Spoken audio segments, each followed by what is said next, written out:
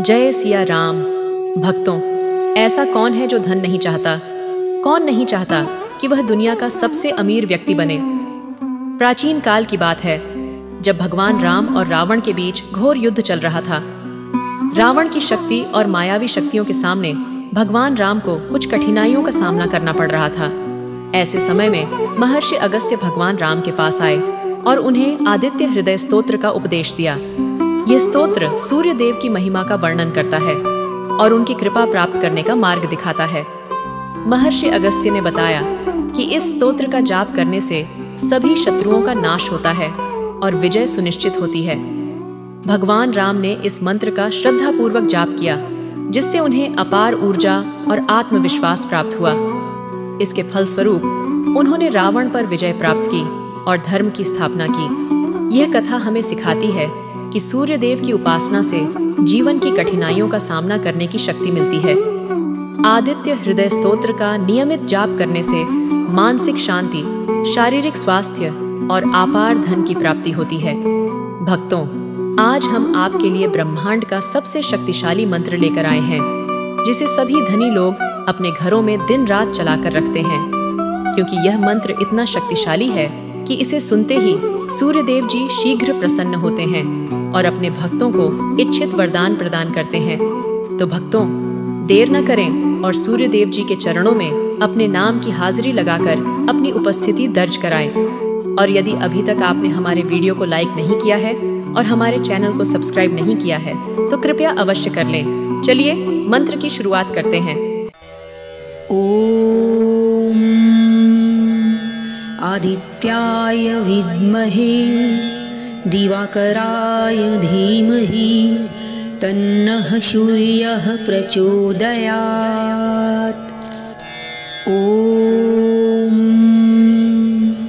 आदित्याय विद्महे दिवाकराय धीमहि तन्नः सूर्यः प्रचोदयात्। ओम आदित्याय विद्महे दिवाकराय धीमहि तन्नः सूर्यः प्रचोदयात्। ओम आदित्याय विद्महे दिवाकराय धीमहि तन्नः सूर्यः प्रचोदयात्। ओम आदित्याय विद्महे दिवाकराय धीमहि तन्नः सूर्यः प्रचोदयात्। ओम आदित्याय विद्महे दिवाकराय धीमहि तन्नः सूर्यः प्रचोदयात्। ओम आदित्याय विद्महे दिवाकराय धीमहि तन्नः सूर्यः प्रचोदयात्। ओम आदित्याय विद्महे दिवाकराय धीमहि तन्नः सूर्यः प्रचोदयात्। ओम आदित्याय विद्महे दिवाकराय धीमहि तन्नः सूर्यः प्रचोदयात्। ओम आदित्याय विद्महे दिवाकराय धीमहि तन्नः सूर्यः प्रचोदयात्। ओम आदित्याय विद्महे दिवाकराय धीमहि तन्नः सूर्यः प्रचोदयात्। ओम आदित्याय विद्महे दिवाकराय धीमहि तन्नः सूर्यः प्रचोदयात्। ओम आदित्याय विद्महे दिवाकराय धीमहि तन्नः सूर्यः प्रचोदयात्। ॐ आदित्याय विद्महे दिवाकराय धीमहि तन्नः सूर्यः प्रचोदयात्। ॐ आदित्याय विद्महे दिवाकराय धीमहि तन्नः सूर्यः प्रचोदयात्। ॐ आदित्याय विद्महे दिवाकराय धीमहि तन्नः सूर्यः प्रचोदयात्। ॐ आदित्याय विद्महे दिवाकराय धीमहि तन्नः सूर्यः प्रचोदयात्। ॐ आदित्याय विद्महे दिवाकराय धीमहि तन्नः सूर्यः प्रचोदयात्। ॐ आदित्याय विद्महे दिवाकराय धीमहि तन्नः सूर्यः प्रचोदयात्। ॐ आदित्याय विद्महे दिवाकराय धीमहि तन्नः सूर्यः प्रचोदयात्। ॐ आदित्याय विद्महे दिवाकराय धीमहि तन्नः सूर्यः प्रचोदयात्। ॐ आदित्याय विद्महे दिवाकराय धीमहि तन्नः सूर्यः प्रचोदयात्। ॐ आदित्याय विद्महे दिवाकराय धीमहि तन्नः सूर्यः प्रचोदयात्। ॐ आदित्याय विद्महे दिवाकराय धीमहि तन्नः सूर्यः प्रचोदयात्। ॐ आदित्याय विद्महे दिवाकराय धीमहि तन्नः सूर्यः प्रचोदयात्।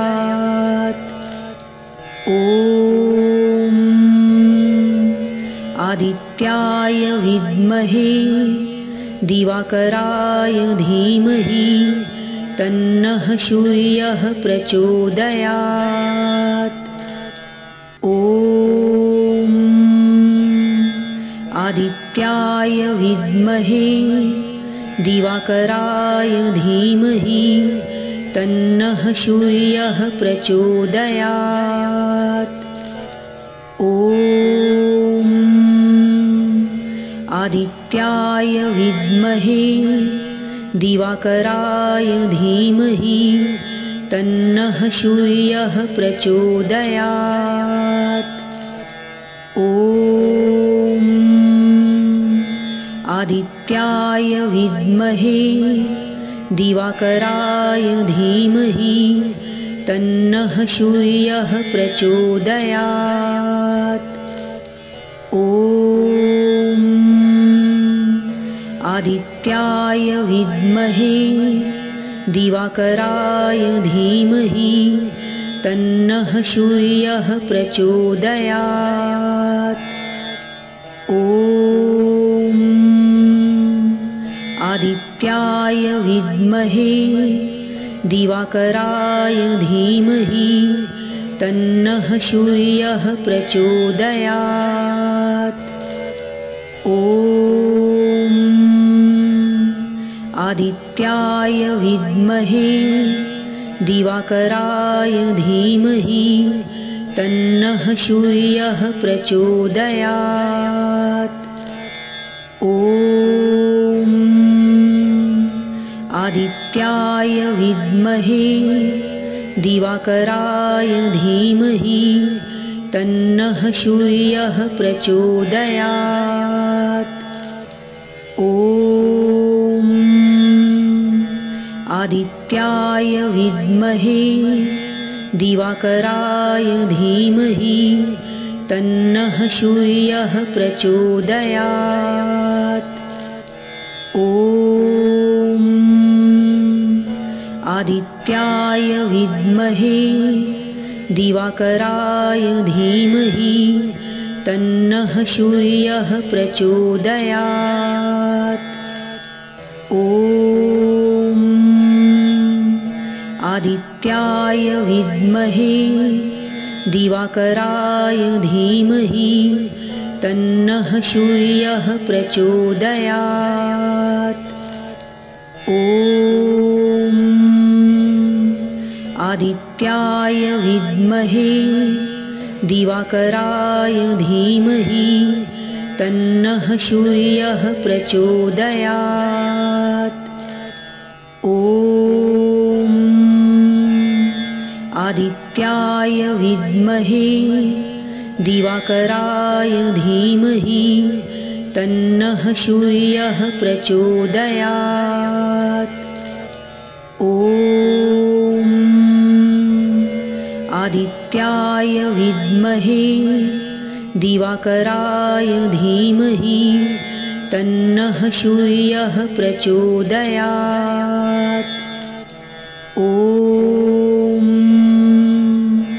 आदित्याय विद्महे दिवाकराय धीमहि तन्नः सूर्यः प्रचोदयात्। ॐ आदित्याय विद्महे दिवाकराय धीमहि तन्नः सूर्यः प्रचोदयात्। ॐ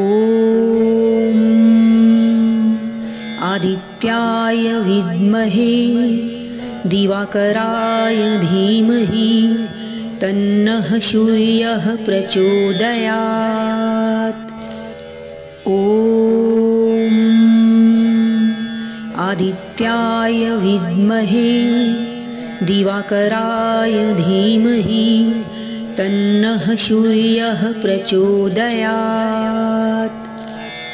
ॐ आदित्याय विद्महे दिवाकराय धीमहि तन्नः सूर्यः प्रचोदयात्।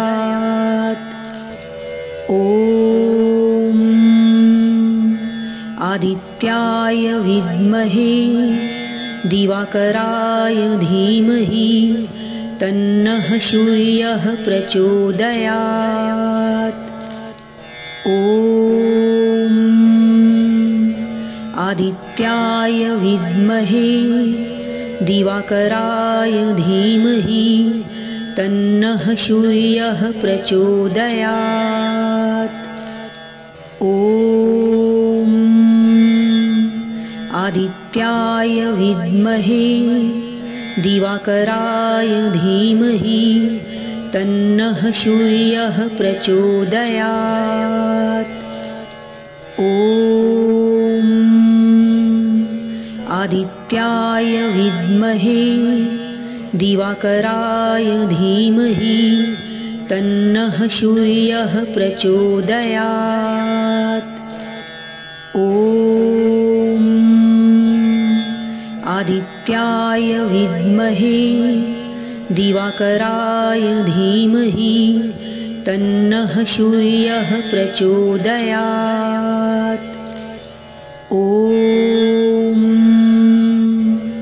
आदित्याय विद्महे दिवाकराय धीमहि तन्नः सूर्यः प्रचोदयात्।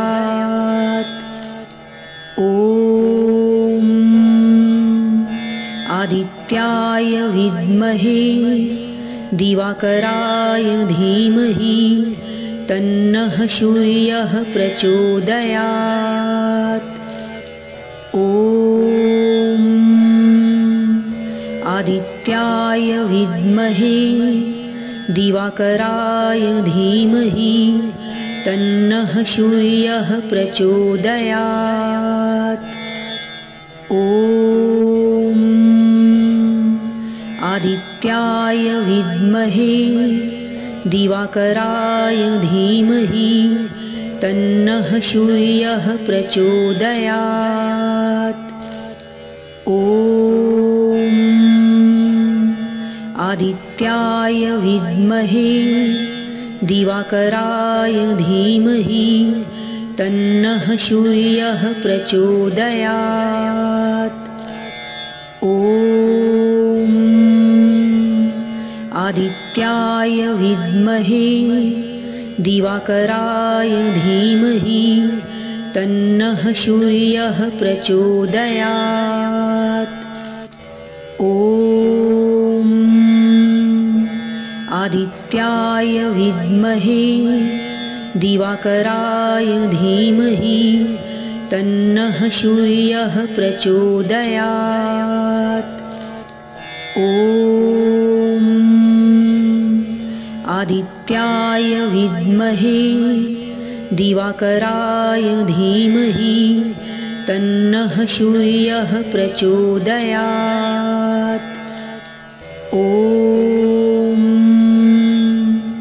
आदित्याय विद्महे दिवाकराय धीमहि तन्नः सूर्यः प्रचोदयात्।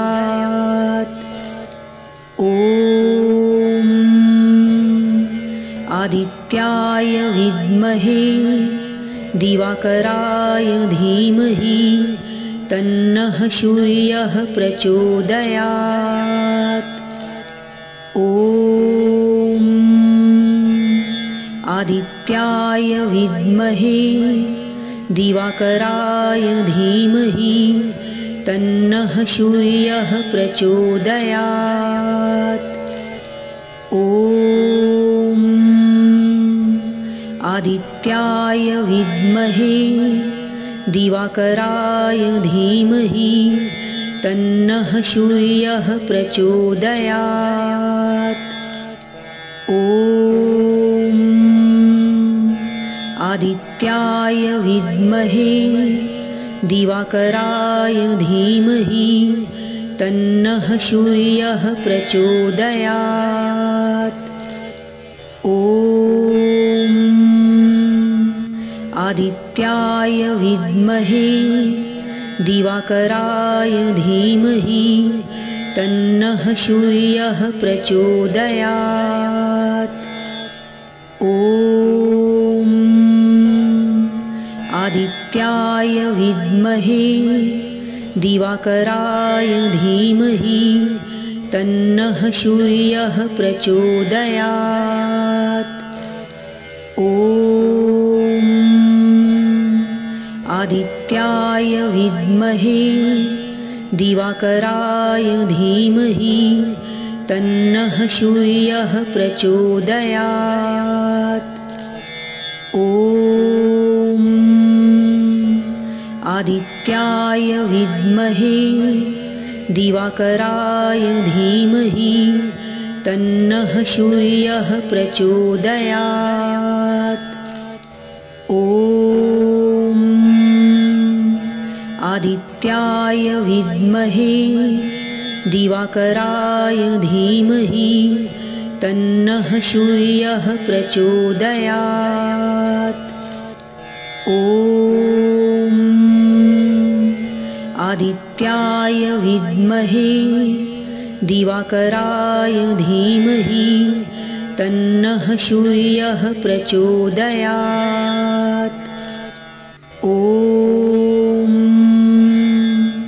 आदित्याय विद्महे दिवाकराय धीमहि तन्नः सूर्यः प्रचोदयात्।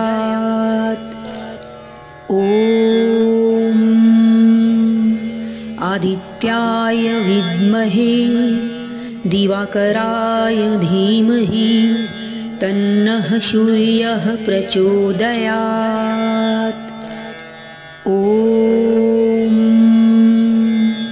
आदित्याय विद्महे दिवाकराय धीमहि तन्नः सूर्यः प्रचोदयात्।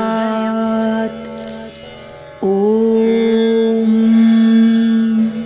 आदित्याय विद्महे दिवाकराय धीमहि तन्नः सूर्यः प्रचोदयात्। ॐ आदित्याय विद्महे दिवाकराय धीमहि तन्नः सूर्यः प्रचोदयात्। ॐ आदित्याय विद्महे दिवाकराय धीमहि तन्नः सूर्यः प्रचोदयात्। ॐ आदित्याय विद्महे दिवाकराय धीमहि तन्नः सूर्यः प्रचोदयात्। ॐ आदित्याय विद्महे दिवाकराय धीमहि तन्नः सूर्यः प्रचोदयात्। ॐ आदित्याय विद्महे दिवाकराय धीमहि तन्नः सूर्यः प्रचोदयात्। ॐ आदित्याय विद्महे दिवाकराय धीमहि तन्नः सूर्यः प्रचोदयात्। ॐ आदित्याय विद्महे दिवाकराय धीमहि तन्नः सूर्यः प्रचोदयात्।